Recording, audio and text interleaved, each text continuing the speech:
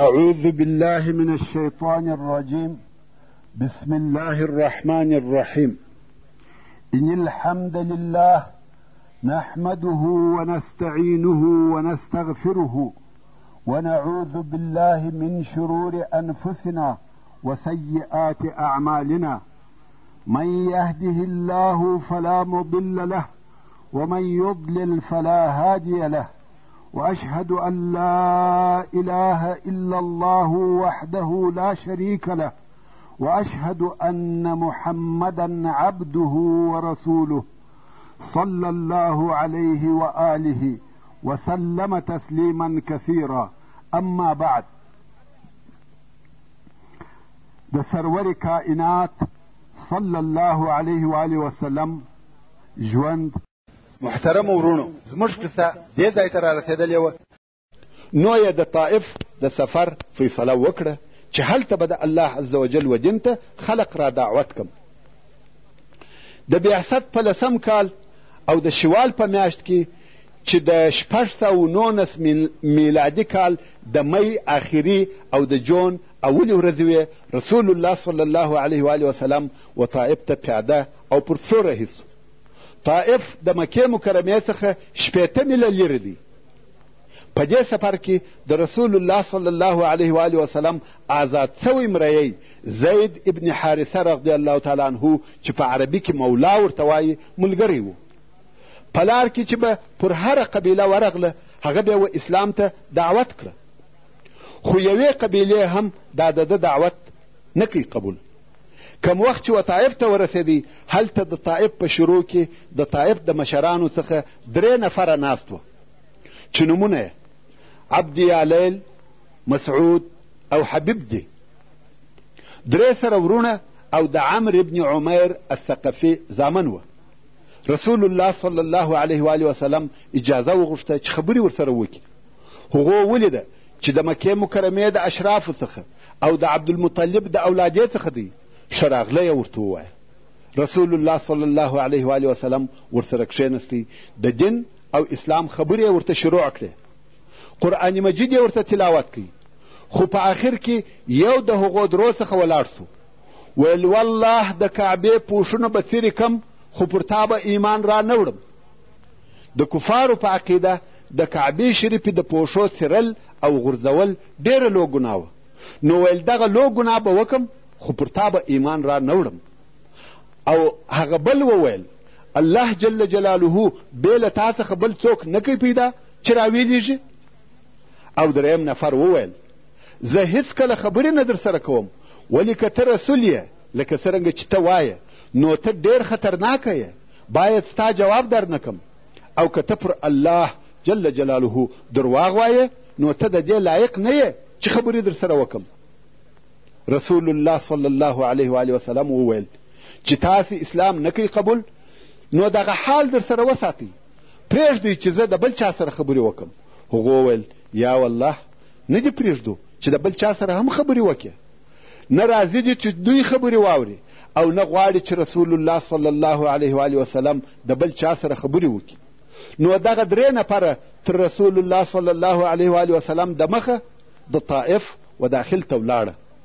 هلته یې کوچنیان، مریان او لوچګان سره راټول کړه او 2 لینه یا قطاره یې ځینې جوړ کړه. کم وخت چې رسول الله صلی الله علیه و آله وسلم دننه و طائف ته ورغلی، غواړي چې خلق د الله جل جلاله و دین ته دعوت کړي. د هلوکانو او بېباکانو هغه 2 ډلې په پسې سوې او په ډبرو یې ولي. او د ډبرو ویشتل یا وارونه د رسول الله صلی الله علیه و آله وسلم پر پښو کوي، چې پښه پورته کې هم یې ولي، چې پښه کښېږدي هم یې ولي، تر داسې اندازې چې د رسول الله صلی الله علیه و آله وسلم تر مبارکو پښو وینې بهېدلې. او زید ابن حارثه رضی الله تعالی عنه په خپل ځان سره رسول الله صلی الله علیه و آله وسلم د دغه ډبرو څخه ساتي. خو د زید رضی الله تعالی عنه سر هم 2 ځایه مات سو او هغه هم په وینو لړلی و. ورونو ښه متوجه سئ، دا چې زید ابن حارثه رضی الله تعالی عنه په خپل جسم او ځان سره رسول الله صلی الله علیه و آله وسلم د کفارو د ډبرو څخه ساتي، خپل ځان یې د هغه سپر ګرځولی و تر داسې اندازې چې د سر هم څو ځایه زخمي کیږي او وینې ترې بهیږي. دا د مسلمان د حال نمونه ده. باید هر مسلمان د اسلامي دعوت د قائد ساتنه وکړي، که څه هم دغه ساتنه د ده د حیات په قربانولو سره وي. اصحاب کرامو د رسول الله صلی الله علیه و آله وسلم سره چې د اسلامي دعوت قائد و دغسې کول. که نن ورځ رسول الله صلی الله علیه و آله وسلم زموږ په مابین کې نه دی موجود او موږ یې داسې دفاع نسو کولی لکه اصحاب کرامو چې کول، خو دا دفاع پر یو بل قسم کېدلی سي.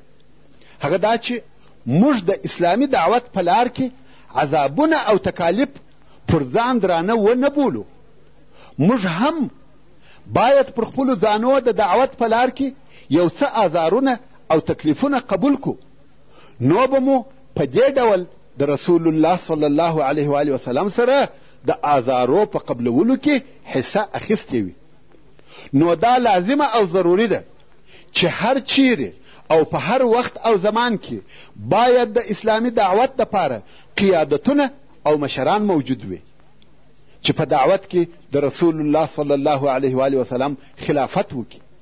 او پر مسلمانانو دا لازمه ده چې د دغه قائد پر شاوخوا مخلص عسکر او لشکر وګرځي، خپل مالونه او قوت تر هغه قربان کړي، لکه همدارنګه چې مسلمانانو د رسول الله صلی الله علیه و آله وسلم سره کول. د رسول الله صلی الله علیه و آله وسلم دغه حال و او دغه د ډبرو وارونه وه. دونه یې نه پرېښاوه چې د خلقو سره خبرې وکړي. چا دغه پوښتنه هم ځینې ونه کړه چې د څه شي دپاره راغلی، د مخه تر دې چې خلق پوه سي چې رسول الله صلی الله علیه و آله وسلم د څه شي دپاره راغلی دی او څه وایي، د ده په ویشتلو یې شروع وکړه. دا د طائف د خلقو د طرفه د رسول الله صلی الله علیه و آله وسلم استقبال و. رسول الله صلی الله علیه و آله وسلم چې دا حال ولیدی چې چا د خبرو کولو اجازه هم ورنه کړه، نو ویل دلته فایده نسته. بیرته په هغه زخمي پښو او هغه د ستړیا په حالت کې د مکې مکرمې و طرف ته رهي سو او هغه سفها او بېباکان په پسې دي تر څو د طایف څخه ووتی او هلته په لار کې تر طائف 3 میله د باندې د انګورو یو باغ یا باغچه وه. رسول الله صلی الله علیه و آله وسلم و دغه باغ ته ور وګرځېدی. دلته نو هغه هلوکان او بیاباکان ځینې وګرځېده.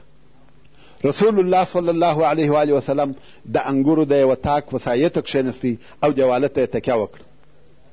دلته یې نو هغه مشهوره دعا وویل کومه چې پر دې دلالت کوي چې زړه یې د درد او غمه څخه ډک و او پر دې یې حسرت و چې یوه نفر هم ایمان رانوړي، او ویې ویل: اللهم الیک اشکو ضعف قوتي وقلة حیلتي وهواني على الناس يا أرحم الراحمين أنت رب المستضعفين وأنت ربي إلى من تكلني إلى بعيد يتجهمني أم إلى عدو ملكته أمري إن لم يكن بك علي غضب فلا أبالي ولكن عافيتك هي أوسع لي أعوذ بنور وجهك الذي أشرقت له الظلمات وصلح به أمر الدنيا والآخرة من أن يتنزل بي غضبك أو يحل علي سخطك لك العتبى حتى ترضى ولا حول ولا قوة إلا بك. يعني إلهي د خپل ضعف د حیلې د لږوالي او پر خلقو زما د سپکوالي شکایت درته کوم. یا ارحم الراحمین، ته د ضعیفانو رب یې او زما رب یې، و چاته مې پرېږدې؟ و هغه لرې ته چې په تریو تندي راته ګوري؟ او که دې دښمن ته زما اختیار ورکړی دی، که ته پر ما په قهر نه یې زما پروا نسته، مګر ستا عافیت زما دپاره پراخه دی.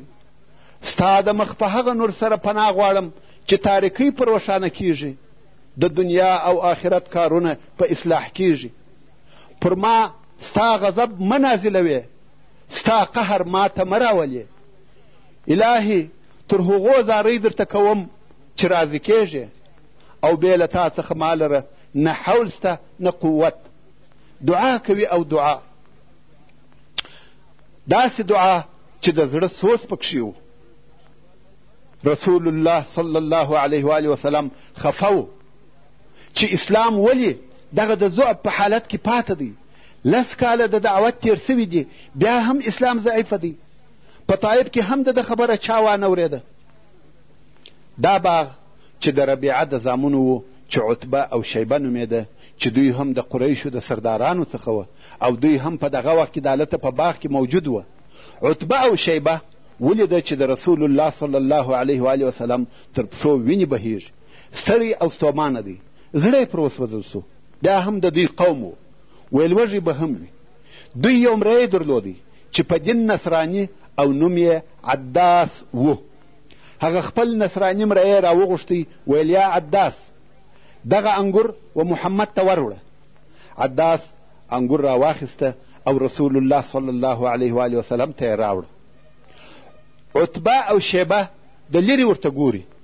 رسول الله صلی الله علیه و وسلم اول د عداس شکریه ادا کړه او بیا چې په خوراک شروع کول نو یې وویل بسم الله.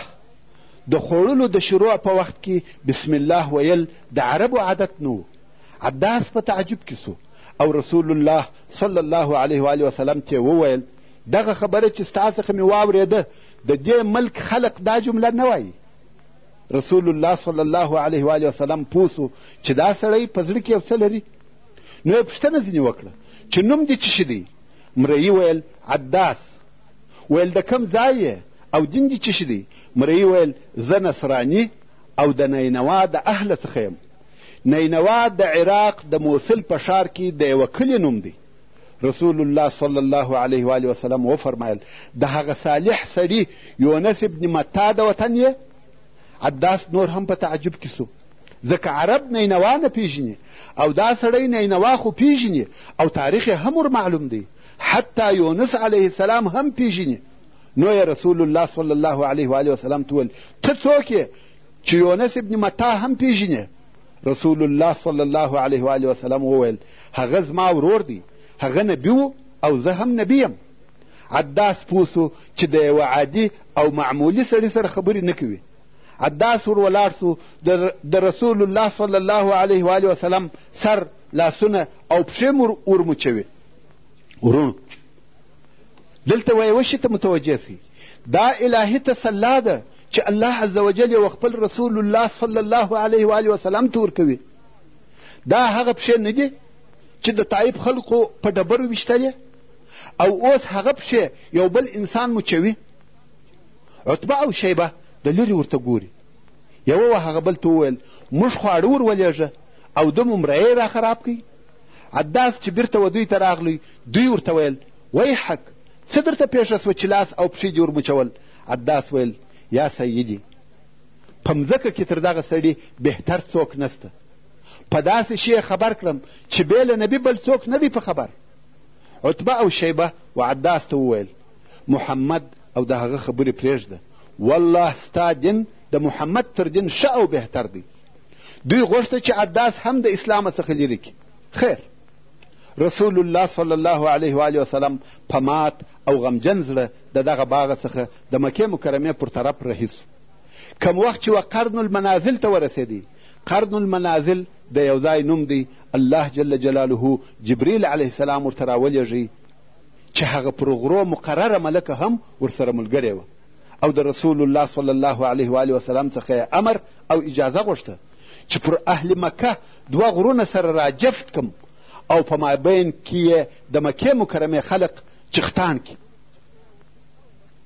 امام بخاري د حضرت عایشه رضی الله عنها څخه روایت کوي چې د رسول الله صلی الله علیه و وسلم څخه پوښتنه وکړه، ویل یا رسول الله ایا د احد تر ورځې بله سخته ورځ در باندې راغلې ده؟ رسول الله صلی الله علیه و وسلم وفرمایل ستا د قوم یعنی عربو څخه هغه آزارونه را رسېدلي دي چې را رسېدلي دي او هغه سخت آزار چې د دوی څخه ما ته را رسېدلی دی هغه د عقبې په ورځ و. هغه چې ما خپل دین او رسالت پر ابن عبد یالیل عرض کړي او هغه زما د خوښې جواب را نه کوي او زه غمجن رهي سوم چې په ځان نه پوهېدم چې چیرې ځم. هغه وخت په ځان پوه سوم چې زه په قرن ثعالب کې وم دغه قرن ثعالب ته اوس قرن منازل ویل کیږي.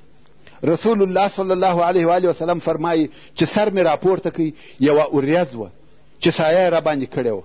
ما چې اوریځې ته وکتل په هغه کې جبریل علیه السلام و او راږغ یې کړه ویل الله عز وجل و تا ته ستا د قوم جواب واورېدی او هغه چې ستا سره یې وکړه ویلې ده.